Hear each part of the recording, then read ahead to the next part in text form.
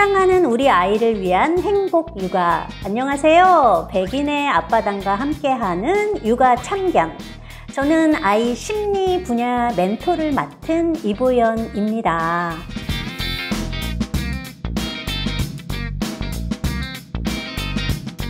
아이 키우기 참 힘드시죠? 아이가 울고 떼쓰고 밥 안 먹으면 아이한테 왜 그러는데 막 그렇게 다그치곤 나는 부모가 돼갖고 애 마음도 몰라 이렇게 자책하시는 그런 부모님들 굉장히 많으신 것 같아요. 저와 함께 오늘 우리 아이 마음 이해하고 소통하는 법 배워보아요. 첫 번째 사연입니다. 5살 된 딸을 둔 아빠입니다.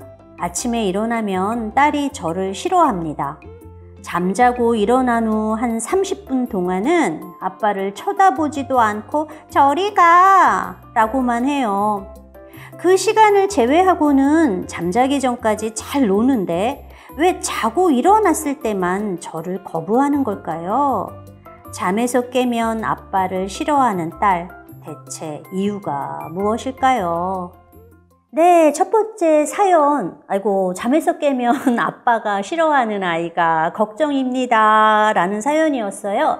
나머지 2개의 사연까지 모두 읽고 어떻게 해결하면 좋을지 알려드릴게요. 2 아이를 둔 아빠입니다. 첫째가 6살인데 4살 터울의 동생이 태어나고 많은 것이 달라졌습니다.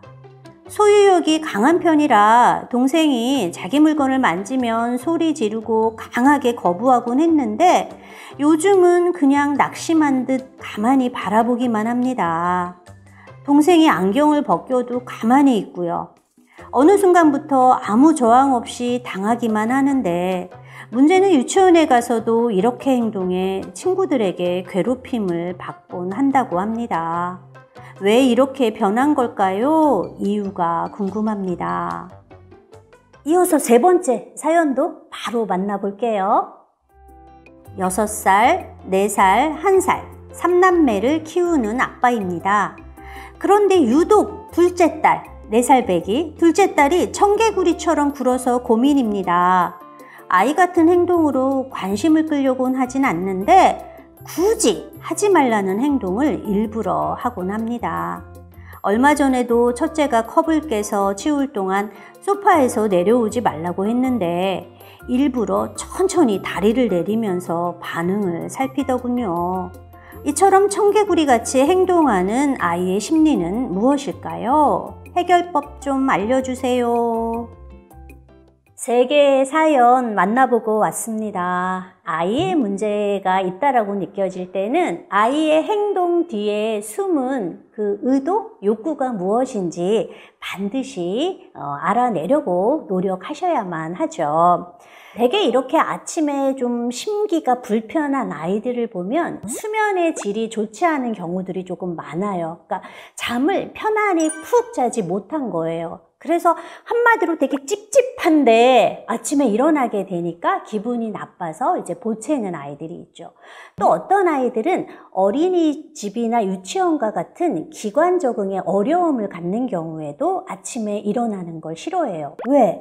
일어나면 가야 되는 거잖아요. 근데 아이들이 이렇게 아침에 조금 불편감을 이제 가졌을 때 이를 이제 표현하는 방식이 또 반응하는 방식이 또 조금씩 다 다른데 좀 한동안은 조금 가만히 좀 이러고 있다가 이제 시간이 흐르면서 점점 나아지는 아이들도 있고 어떤 아이들은 익숙한 사람을 찾으려고 하죠. 나를 조금 편하게 해주는 사람, 그러니까 애착 대상이죠. 대부분의 아이들에게 가장 강력한 애착 대상은 엄마예요. 그래서 낮에 놀 때는 아빠랑 아주 신나게 놀던 아이들이 꼭 잠들 때나 좀 아프거나 그럴 때는 다 이제 엄마를 찾아 끄는 게 바로 이 이유인 거죠. 자, 그럼 어떻게 우리 아버님이 도와주시면 좋을까? 먼저 이를 위해서는 아이가 아빠에 대해 갖는 인식을 바꿔줘야 돼요. 너도 나랑 있으면 기분이 좋아질 수 있어. 요거를 심어줘야 돼요. 그러기 위해서 아버님은 사전에 조금 준비를 하셔야 되는데 아침을 먹어야 된다면 좀 아이가 좋아할 만한 아침 식사 메뉴를 준비하셔도 되고, 짧은 시간 아이와 함께 뭐 놀이할 거, 뭐 장난감, 뭐 읽을 책 이런 거를 미리 조금 준비해 주시면 좋아요. 오늘 아빠가 너 일어나면 함께 읽으려고 무슨 동화책 준비해 놨거든? 야, 너 좀 기분 괜찮아지면 아빠랑 읽자. 아빠가 읽어줄게. 너도 보면은 아마 웃겨가지고 떼굴떼굴 굴릴걸? 아빠가 동화책 갖고 올게. 약간 어수선하게, 약간 정신없이 이렇게 막 하는 거예요.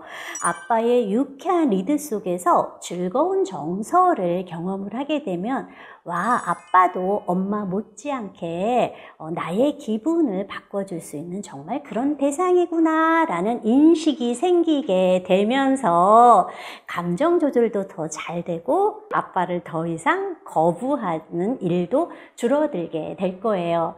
내일 아침부터 당장 시작해 보세요.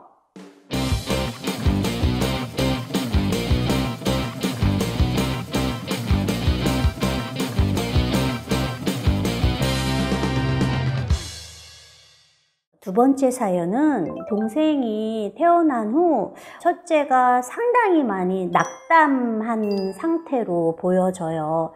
아이들에겐 부모님의 관심, 사랑, 인정은 너무나 중요한 거예요. 그래서 아이들은 이를 얻기 위해서 자신의 욕구를 억제하거나 포기할 때도 정말 많죠.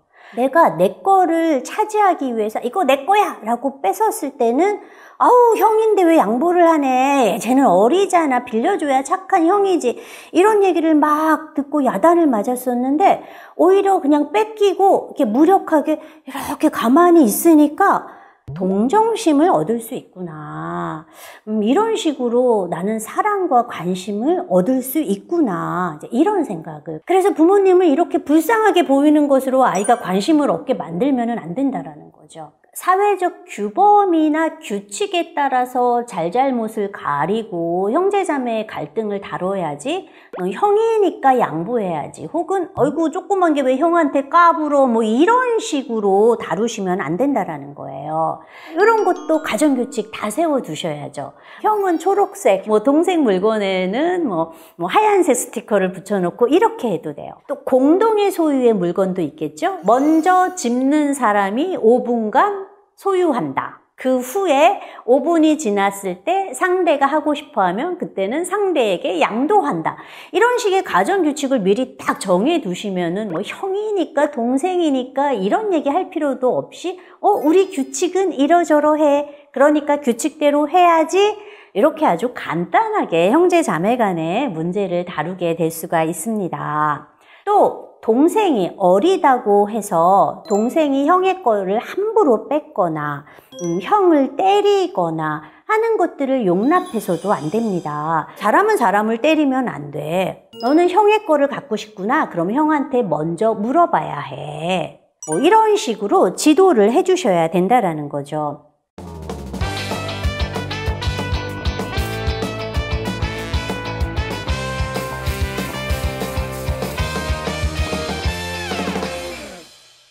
세 번째 사연, 하지 말라면 더하는 청개구리 같은 아이가 걱정이라는 그런 사연이었죠. 이 가운데 아이는 형제 서열상 가장 불리한 위치에 처해 있다, 이렇게 볼 수 있어요. 부정적인 관심이라도 얻어서 그냥 그런 관심의 욕구를 충족하고 자신의 존재감을 드러내려 합니다. 답은 벌써 나와 있어요. 아이가 부정적인 방식으로 관심을 끌려고 하니까 반대로 해주면 되는 거죠. 긍정적인 관심을 듬뿍 주면 돼요.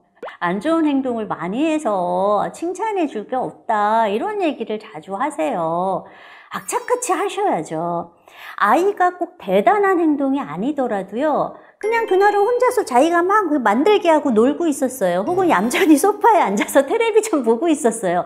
이럴 때 관심 보여주시라는 거예요. 그러니까 머리 이렇게 쓰다듬어 주거나 어깨 이렇게 톡톡 하면서 나는 너가 유난 떨거나 막 우리의 이목을 끌려는 행동을 하지 않아도 엄마, 아빠는 너에게 늘 관심이 있어 라고 그냥 그거 보여주는 거고, 이런 식으로 꼭 아이가 근사하고 멋진 행동을 자발적으로 했을 때만 칭찬해 주는 게 아니라 스스로는 잘 행동하지 못했더라도 부모가 제안하거나 지시했을 때 그 말을 따라줬다면 그거에 또 칭찬 반드시 해주시고요. 잘한 행동이 있다면 뭐 그때는 어마무시하게 칭찬 많이 해주셔야 하는 거죠. 지적이나 야단과 같은 부정적인 관심보다 이런 어떤 칭찬, 인정 이게 훨씬 더 아이를 기분 좋게 하기 때문에 아이도 조금 더 긍정적인 방향으로 노력해서 좋은 관심을 얻으려고 행동을 하게 됩니다. 아이들은요, 자기가 좋은 사람이라고 느낄 때 좋은 행동을 하거든요. 그 점 꼭 기억하셨으면 좋겠네요.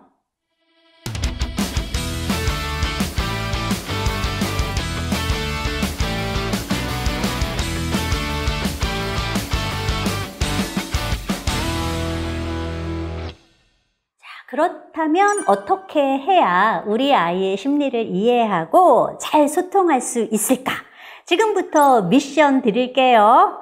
우리 아이의 심리를 이해하고 소통하기 위해서는 마음 읽기를 해라. 말 그대로 아이의 마음을 읽어주는 건데 아이의 마음이란 뭐 아이의 감정도 있을 수 있고 의도도 있을 수 있고 뭐 욕구, 생각 이런 게 다 아이의 마음이잖아요. 예를 들어 아이가 울고 있어요. 그럼 아이를 이렇게 쭉 살펴보고 제가 왜 울까? 엄마가 보고 싶어서 눈물이 났구나 뭐 이런 식으로 하는 거고요. 종결형 어미가 뭐뭐구나로 되게 많이 끝나요.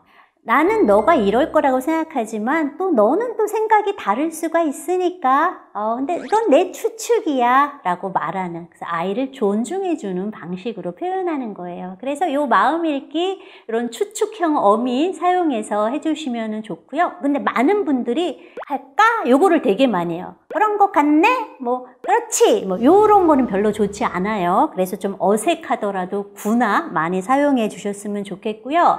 하루에 3번씩만 해주시게 되면 어느새 얘 마음이 이랬구나, 이래서 우는 거였구나, 아이고 이래서 조금 때를 쓴 거구나. 사실 얘 감정을 알게 되면은, 그리고 의도를 알게 되면은 부모님도 아이에게 별로 화가 안 날 거예요. 그리고 그렇게 소통하려고 노력하는 아빠의 모습도 아주 근사하게 내보이는 아주 좋은 미션이니까 꼭 해보세요. 백인의 아빠단과 함께하는 육아 참견. 오늘은 우리 아이의 심리를 이해하고 소통하는 법에 대해서 알아봤는데요. 제가 오늘 알려드린 미션을 바탕으로 보다 더 행복한 육아 하셨으면 정말 좋겠어요. 지금까지 저는 심리 분야 멘토 이보연이었습니다. 간단한 놀이 하나 알려드릴게요. 부모와 아이 간의 유대감 향상시키면서 아이의 발달도 쑥쑥 높이는 아주 간단한 놀이, 바로 숨바꼭질입니다. 아이와 부모가 있다면은 어떤 때는 아이가 숨고 부모가 찾을 수도 있고요. 부모가 숨고 아이에게 술래를 시키는 이제 그런 방법도 이제 있을 수 있어요. 조금 더 어린 아이라면은 인형이나 혹은 어떤 물건, 집안에서 자주 보는 물건들을 숨기는 거죠. 너의 그 애착 인형은 우리가 어제 같이 놀았던 그곳에 있는데 뭐 이런 식으로 공유했던 경험이나 정서 같은 것들을 함께 나누면서 힌트를 주게 되면 아이와 더욱더 소통이 잘 될 수 있죠.